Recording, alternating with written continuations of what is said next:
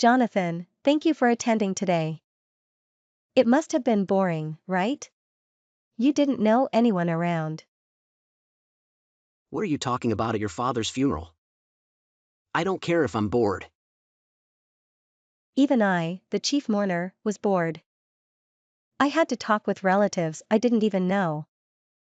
My mother was smoking outside all the time. Is it normal to go to the smoking area during her husband's funeral? You too, like mother like daughter. Well, we are family, it's natural. Anyway, it's tough. Losing a parent is not easy. Even at times like this, you're so casual. But I felt a bit relieved that you're acting as usual. I thought you might be completely devastated. It's been 2 years since he was diagnosed with terminal illness. We were prepared. I think we fulfilled everything my father wanted to do. There's no point in feeling sad. Your father was a person who would rather make people laugh than make them sad. Jenny, you're strong after all.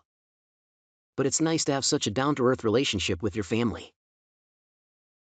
We're family, it's natural to be ourselves, right? Let's go home now that it's finally over. I'm tired. Oh, is it okay now? Don't we need to greet the others? I've already done that, it's okay. I'll go home with my mother. I've informed the funeral parlor staff. Could you bring the car around? Okay, I got it. Wait a moment. Oh, and earlier, you were talking with Sarah, right? She's my best friend, were you trying to pick her up? What? No, I wasn't. She dropped her handkerchief. I just picked it up and gave it back to her. Well, it seems true. Sarah said she was going to check if my boyfriend was a good guy. She purposely dropped the handkerchief. What? Sarah is super beautiful, right? So, there are many guys who try to hit on her. It seems you weren't like that, I'm relieved. What's that? That's not something you do at a funeral. I guess you have a point. I'll talk to her about it. Anyway, please bring the car around. Hey, should we really go ahead with this? My father is a bit of a curmudgeon. Taking your mother to meet him might be a bit. Why? I want my mother to come with us. That's the right thing to do. We're getting married, so our parents have to meet. That's true, but maybe we should reschedule. You said that before, and that's why we scheduled it for today, right? I don't think you intend to reschedule. Come on, let's go. Well, there's something I want to tell you beforehand. Whatever my father says, it's not my opinion. My thinking and my father's are completely different. I just want you to understand that. And, when I'm with my father, I'm not the usual me. Just keep that in mind. What? Am I about to be told something terrible? No, I mean, well, I don't think you won't say anything, but my father can be quite harsh, but I don't think he'd say anything to my fiancée. Stop mumbling and let's go. I don't want to go either, so let's get it over with quickly. Ah, okay. Got it. You lot! Don't ever cross my threshold again! Wait, what's going on all of a sudden? Not content with splashing tea, you even hit my mother. Hit? I just gave her a light slap. If you think that's hitting, you must have had a pretty lenient upbringing, huh? It looked very much like hitting to me. And for you, raising your hand to a stranger on first meeting. You must have had quite a sophisticated education. It's not about sophistication. I come from an elite family. People like you at the bottom wouldn't understand. I would want to understand. Bragging about being an elite is the most pointless thing, I think. Pointless, huh? Sounds like the barking of a loser. I'm a winner who runs multiple companies and lives in a fine mansion. Don't be jealous just because you can't catch up. Why did you hit my mother? Because you bottom dwellers crossed my threshold. You lot. It was your plan to deceive Jonathan and get close to me, wasn't it? Huh. You fraudulent family. You won't get your hands on my money. I'll have to re-educate Jonathan from scratch to think he fell for a woman like this. I told him so many times not to get close to the bottom dwellers because it affects the survival of our lineage. I see. No wonder Jonathan didn't want us to visit. Your mother being raised in an orphanage, it's disgustingly unclean. Don't ever cross my threshold again. And of course, I won't approve of the marriage.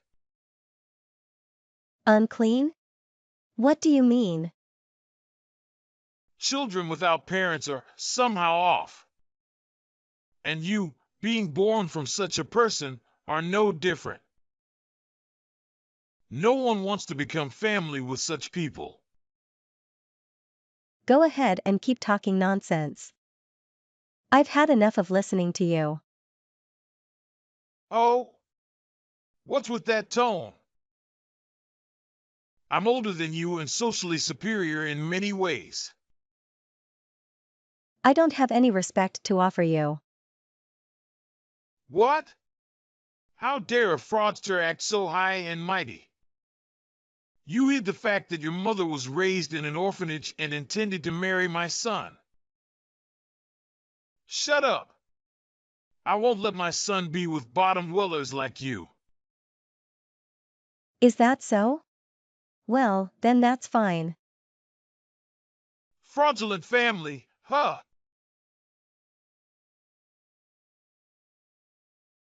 Hey, Jenny. I'm really sorry. I had no idea it would get so bad. Also, I wasn't reliable at all. I'm really sorry. Well, I understand that you've been suffering under that father of yours for so long, so it's fine. But I wish you had told me how dangerous your father is. He despises people with low education or those who were raised in orphanage. That's why I was worried, but still. Because your mother were raised in an orphanage, my father won't like you. It's hard to say that, isn't it? It's not your fault, Jonathan. No, it's pathetic of me. I always have to go against my father. I should be protecting my mother, but she's always enduring my father's behavior alone. If you had told me earlier that your father was trash, it would have been better. But I've made up my mind now, using this as an opportunity. I'll cut ties with my father. I refuse to be the son of such a person. Yes, I want you to do that. I'm going to crush that man from now on. I can't just let him insult my mother. I'll crush him. Then let's get married. That's right. I understand. But don't go too far. He's still my family, after all. Too far? There's no such thing as too far when you're going to crush someone. I get it. That would be disadvantageous for me. Don't worry, I won't do anything that would be considered a crime. I hope that's the case. Hey, what the hell do you want? Suddenly coming to my company. Outsiders should leave. Suddenly? I'm just a visitor. I'm not causing a ruckus or threatening the receptionist. I just have something I want to give to the employees of this company. Something to give. What is it? I have nothing to receive.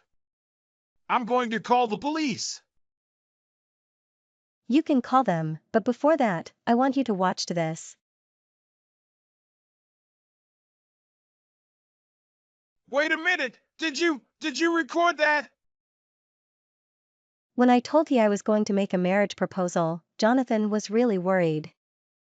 So, just in case, I recorded it with a small camera.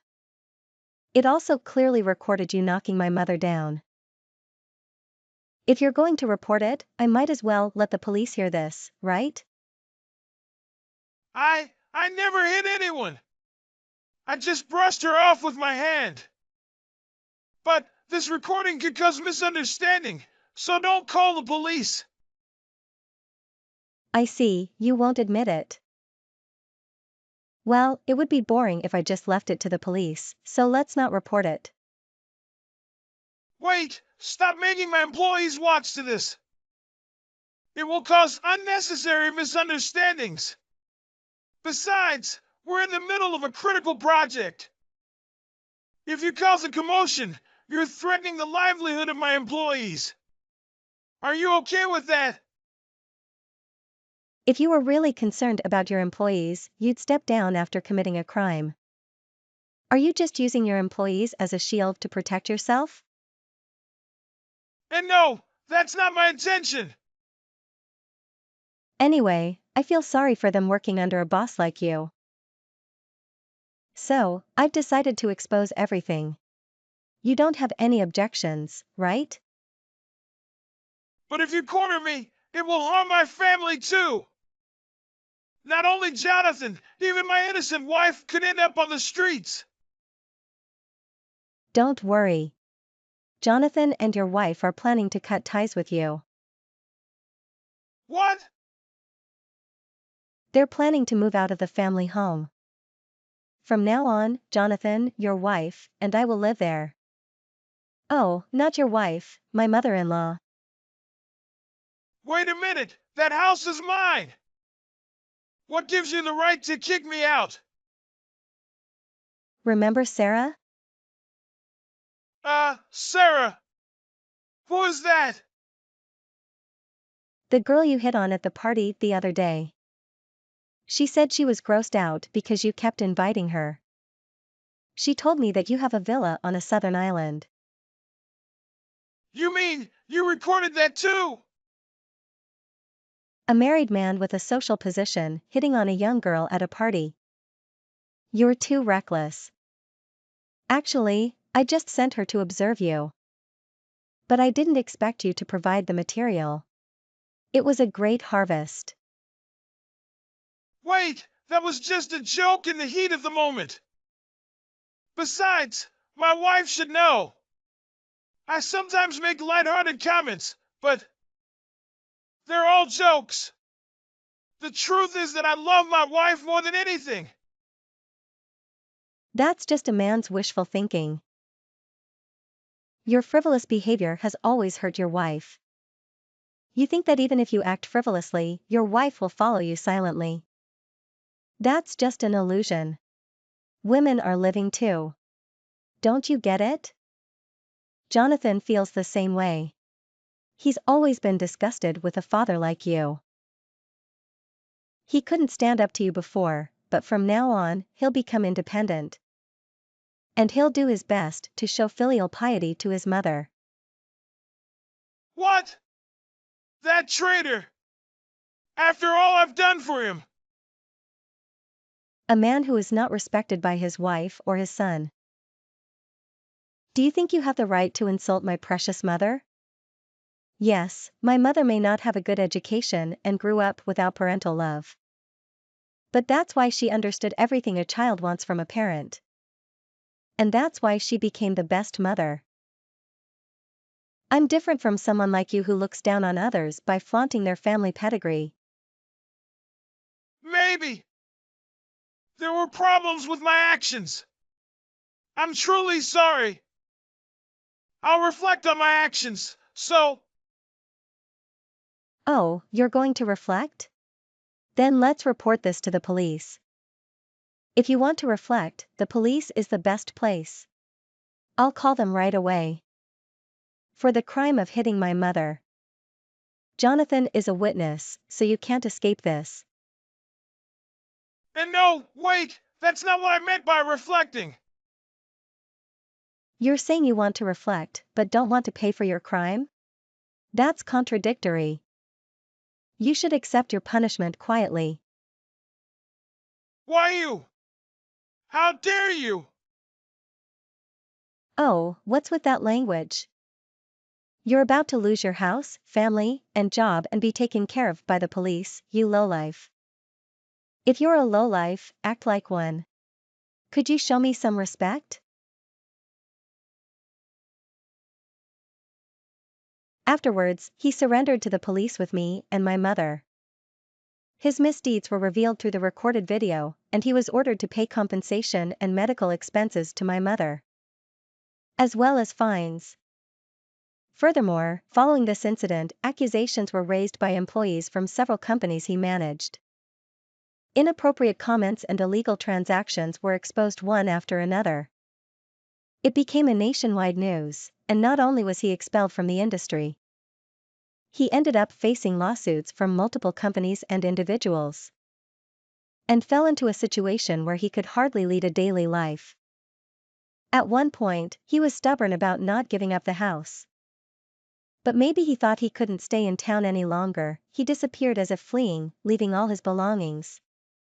Now we don't know where he is or what he's doing. Rumor has it that he fled overseas and is trying to make a comeback. But a person like that won't get anywhere.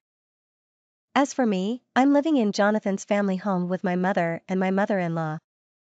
My mother and Jonathan's mother hit it off, and they're living happily like best friends. When I see her relaxed expression, I think about how she was oppressed by that man for a long time. Speaking of Sarah, the unsung hero, she often comes to our house to hang out and often stays for several nights. Our days are noisy, but we're living happily.